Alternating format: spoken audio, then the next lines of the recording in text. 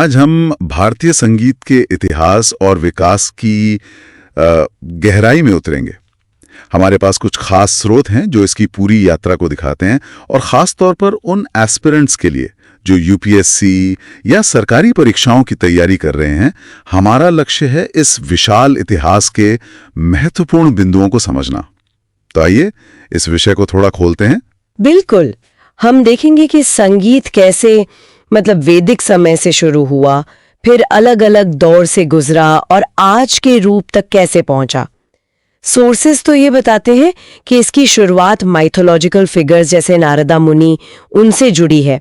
वो संगीत को धरती पर लाए और नादा ब्रह्मा का कॉन्सेप्ट दिया, यूनिवर्सल साउंड। और ये कितना दिलचस्प है कि इंडस वैली सभ्यता से वो 7 सुराखों वाली बंसुरी मिली है, और श्रीलंका के हेला सभ्यता से रावणा अधा का संबंध भी है, कहते हैं। हाँ बिल्कुल।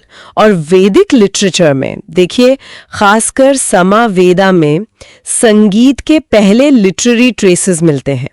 इसमें खाहर हराप्रिय राग के 7 स्वर हैं डिसेंडिंग ऑर्डर में। और गंधर्व वेदा, जो समावेदा का उपवेदा है, उसे साइंस ऑफ म्यूजिक कहा गया है। यहाँ तक कि ओम शब्द को सभी रागों का सोर्स माना गया है। और पाणिनि ने भी 4th सेंचुरी बीसी में म्यूजिक मेकिंग का जिक्र किया है। लेकिन थ्योरी पर पहली डिटेल चर्चा वो तो भरता के नाट्यशास्त्र में मिलती है, कंपाइल्ड बिटवीन 200 BC 200 AD। यही है ना वो टर्निंग पॉइंट जैसा। सही कहा। नाट्यशास्त्र ने ऑक्टेव और उसके 22 कीज यानी श्रुतिज को पहचाना।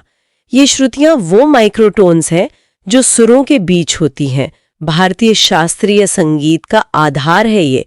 दत्तिलम ने भी इस 22 श्रुतिज की बात की है।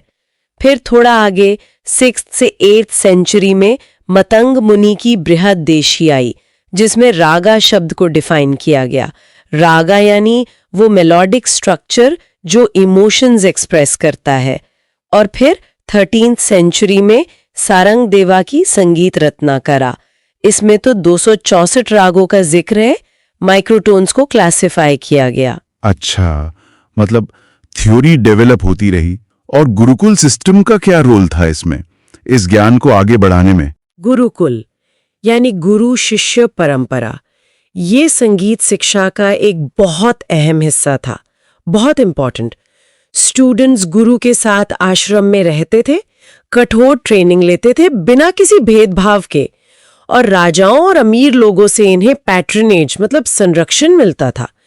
इसी से म्यूजिक जिंदा रहा, जेनरेशन आफ्टर जेनरेशन। ओके, समझ गया। अब आते हैं मिडीवल पीरियड पर। सोर्सेस बताते हैं कि पर्शियन इन्फ्लुएंस से काफी बदलाव आए। हाँ, नॉर्थ इंडियन म्यूजिक पर तो इसका गहरा असर पड़ा, जरूर पड़ा। ध्रुपद स्टाइल, जो पहले डिवोशनल था, वो 15th सेंचुरी तक ध्रुपद स्टाइल में बदला, थोड़ा कोटली हो गया। फिर 17th सेंचुरी तक ख्याल स्टाइल इवॉल्व हुआ, जिसमें इम्प्रोवाइजेशन और ऑर्नामेंटेशन पर ज्यादा जोर था। और इसी दौरान लगभग 14th सेंचुरी में इंडियन म्यूजिक 2 ब्रांचेस में बढ़ गया, हिंदुस्तानी और कर्नाटिक। और कुछ इंपॉर्टेंट फिगर्स इस दौरान जिन्होंने म्यूजिक को आम लोगों तक पहुंचाया हो। जरूर। भक्ति मूवमेंट 15th सेंचुरी में, उसके संत जैसे कबीर, नानक, चैतन्य, इन्होंने भजन्स के जरिए म्यूजिक को आम लोगों तक पहुंचाया। उनके पद आज भी गाए जाते हैं। फिर ग्वालियर के राजा मान सिंह तोमर 1486 to 1516, उन्होंने ध्रुपद को बढ़ावा दिया, गुजरी जैसे नए रागास बनाए, और मन कुतूहल नाम की किताब भी लिखी उन्होंने म्यूजिक पर। और मुगल पीरियड, अकबर का नाम तो म्यूजिक के साथ हमेशा लिया जाता है। बिल्कुल। अकबर, जिनका शासनकाल 1556 to 1605 था, उनके दरबार में तानसेन समेत लगभग 36 मशहूर संगीतकार थे।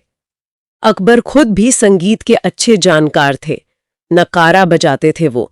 उनसे पहले अलाउद्दीन खलजी 1296 to 1316 के कोर्ट में अमीर खुसरो 1253 to 1325 आते हैं। वो भी बहुत इंपॉर्टेंट है। अमीर खुसरो, उनके कॉन्ट्रीब्यूशंस तो कमाल के हैं। एग्जाम्स के लिए भी ये नाम बहुत महत्वपूर्ण है। निश्चित रूप से अमीर खुसरो ने कव्वाली, तराना, ख्याल जैसे नए स्टाइल्स इंट्रोड्यूस किए या लोकप्रिय किए। यमन, कल्याण, पूर्वी जैसे नए राग बनाए।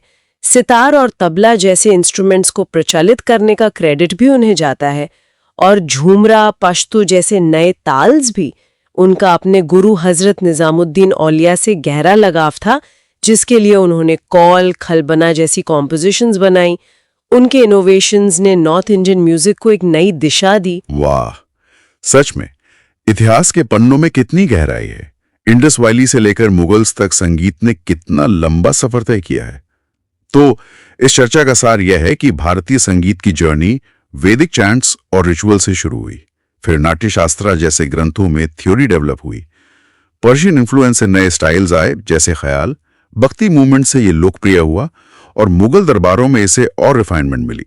हर दौर ने इसमें कुछ ना कुछ जोड़ा है। हाँ, और ये विकास यही नहीं रुकता, ये सफर आज भी जारी है। इस पूरी चर्चा से एक सवाल जो मन में आता है वो ये है, संगीत सिर्फ मनोरंजन है या समाज और संस्कृति का आईना भी है, जो समय के साथ बदलते हुए भी अपनी आइडेंटिटी बनाए रखता है? इस पर सोचा जा सकता है। बिल्कुल सही।